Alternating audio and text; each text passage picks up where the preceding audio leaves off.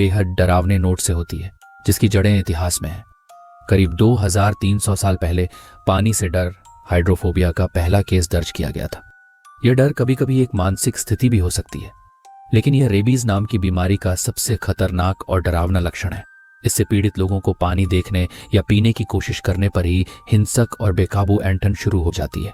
ऐसा इसलिए होता है क्योंकि यह वायरस सीधे दिमाग और रीढ़ की हड्डी पर हमला करता है और इसका असर चिंपैंजियों पर सबसे ज्यादा भयानक होता है। इस डरावनी जानकारी के साथ फिल्म अपनी मुख्य कहानी में आती है। हम एक छायादार जंगल जैसी जगह पर पहुंचते हैं जहां एक साधारण सा पशु चिकित्सक एक रूटीन काम के लिए आता है। वो बिल्कुल रिलैक्स और खुश नजर आ रहा है।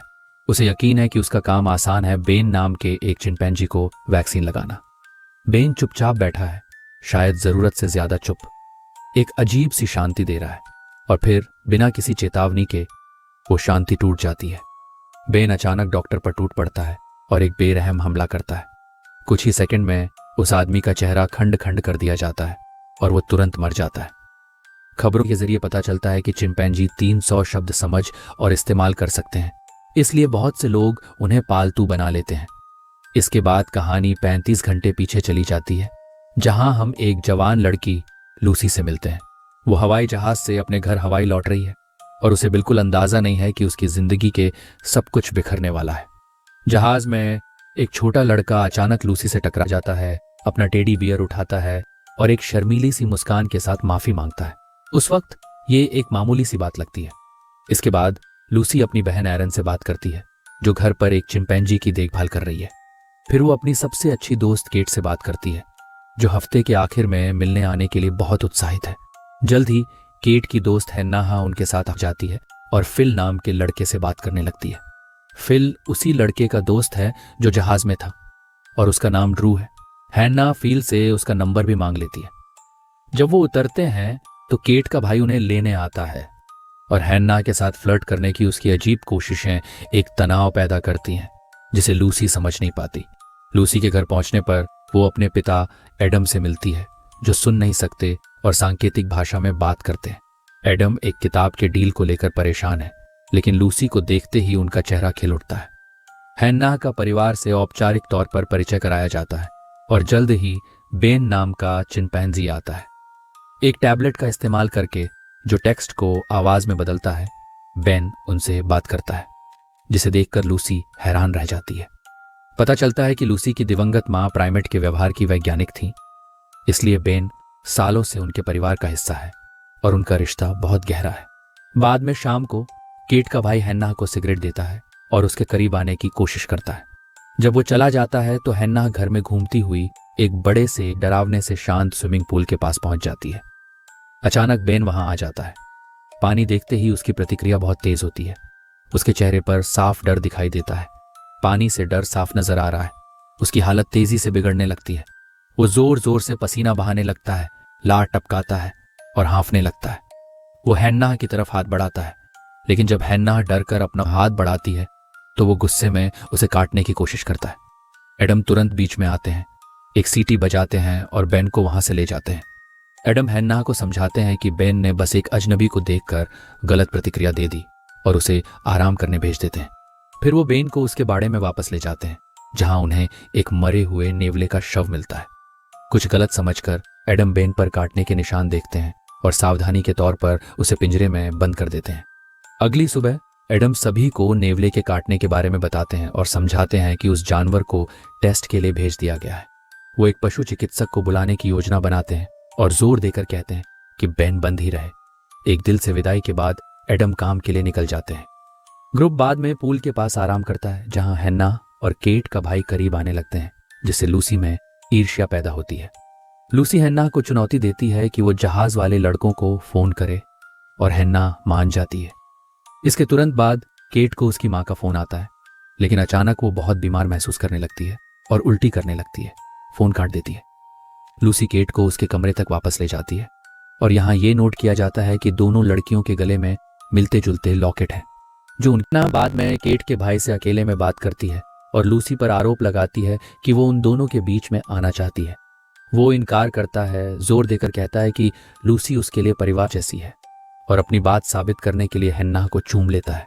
उसे पता नहीं कि लूसी ने सब कुछ देख लिया है। इसी दौरान डॉ लैम्बर्ट बेन की जांच करने आते हैं, जो अब साफ तौर पर आक्रामक और डरा हुआ है। ध्यान वापस केट पर जाता है, जो अब थोड़ा बेहतर महसूस करती है और टहलने बाहर जाती है।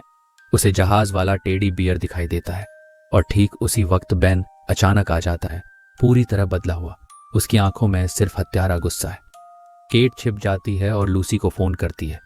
जब लूसी आती है तो बेन गायब हो चुका होता है, लेकिन पूल वाले इलाके से डरावनी चीखें सुनाई देने लगती हैं। केट का भाई बेन को रस्सी से बांधने की कोशिश करता है, जबकि लूसी उसे थोड़ी देर के लिए शांत करके बांधने में कामयाब हो जाती है। उन्हें जल्द ही एहसास होता है कि इस्तेमाल करने लायक एकमात्र फोन बेन के पिंजरे के अंदर है। ठीक उसी वक्त एरन आ जाती है और बेन आजाद होकर उस पर हमला कर देता है। बेन सारे रास्ते बंद कर देता है और उनके पीछे एक ऊंचा समुद्री चट्टान है। जिंदा बचने के लिए ग्रुप को पूल में कूदना पड़ता है। फंसे हुए बिना किसी रास्ते के निके केट का भाई बेन को किनारे से धकेलने की कोशिश करता है। बजाय इसके बेन उसे पकड़ लेता है और उसका सिर कुचल देता है, जिससे वो तुरंत मर जाता है।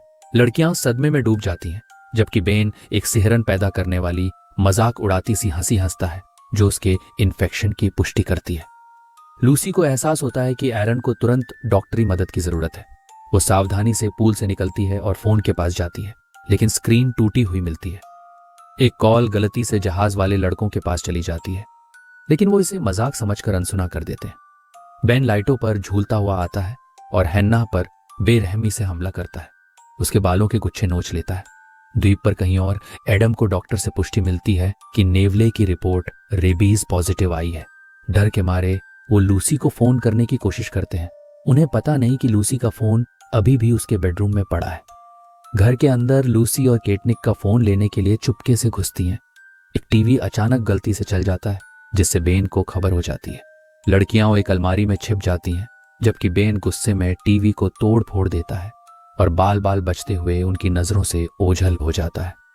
जब लूसी को आखिरकार फोन मिलता है तो बेन का टैबलेट एक्टिवेट हो जाता है और एक डरावना मैसेज देता है, लूसी बुरी। बेन ऊपर से हमला करता है। केट उसे एक लाठी से मारती है, जिससे वो भाग निकलते हैं, लेकिन बेन एक शीशे की खिड़की तोड़ता हुआ उनका पीछा करता है। पूल के पास वो केट को पकड़ लेता है और एक पत्थर से उसका सिर कुचलकर उसे बेरहमी से मार देता है। बेन फिर लूसी की तरफ मुड़ता है, लेकिन हैन्ना बीच में आ जाती है। बेन की गर्दन में एक रस्सी डालती है और लूसी को खींचकर पानी में अपने साथ ले आती है। पर तब भी बेन इतना ताकतवर साबित होता है कि वो आजाद हो जाता है। ड्रू और फिल घर पर पहुंचते हैं, अभी भी यकीन करते हैं कि ये सब मजाक है। वो अलग हो जाते हैं और ड्रू को बेन की एक तस्वीर मिलती है, ठीक उससे पहले कि वो आमने सामने बेन से मिले। ड्रू शांत रहने की कोशिश करता है, बेन को अपनी चाबियों से भटकाने की कोशिश करता है, लेकिन नाकाम रहता है। जब ड्रू घबरा जाता है और चिल्लाने लगता है तो बेन झपटता है, उसका जबड़ा नोच लेता है और उसके साथ विकृत तरीके से खेलता है, फिर लाश छोड़कर चला जाता है। फिल को लूसी और बाकी लोग पूल में मिलते हैं, लेकिन वो लूसी के खामोश रहने के बेताब इशारों को अनदेखा कर देता है। उसकी चिल्लाहट बेन का ध्यान खींच लेती है। इस अफरा तफरी में हैन्ना अपनी कार तक भाग निकलती है, लेकिन उसे एहसास होता है कि बेन ने उसकी चाबियां ले ली हैं। बेन वाहन का ताला खोलता है और हैन्ना को मार डालता है, जबकि वो फोन पर एक इमरजेंसी ऑपरेटर से गिड़गिड़ा रही होती है। आखिरी दौर में लूसी लंगड़ाती हुई घर की तरफ जाती है, लेकिन कांच का एक टुकड़ा उसके पैर में घुस जाता है। बेन एक बार फिर हमला करता है। एडम घर लौटते हैं, आसपास की तबाही देखकर भ्रमित होते हैं, यहाँ तक कि बेफिक्री से पिज्जा का एक स्लाइस भी उठा लेते हैं, जबकि लूसी उन्हें सावधान करने की बेताब कोशिश कर रही होती है। बेन लूसी पर झपटता है और एडम अनजाने में उसे अकेला छोड़कर ऊपर चले जाते हैं।